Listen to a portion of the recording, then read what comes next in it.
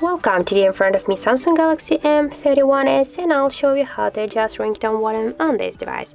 So first you should go into the settings application and then tap here on the sounds and vibration. Now just click here to the volume section, and just to change your ringtone volume you should swipe this blue dot to the left or to the right side with your finger by this way. Also you can do it by the second way. You just should here be sure that here in your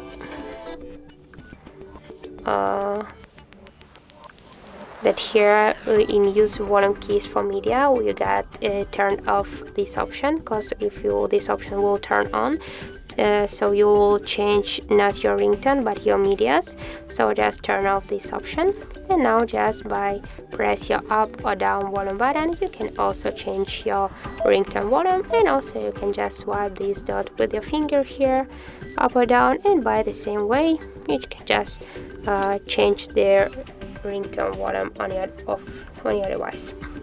So that's it, that's how it looks. Thank you guys for watching, and if you found this video helpful, don't forget to leave a like, comment and to subscribe our channel.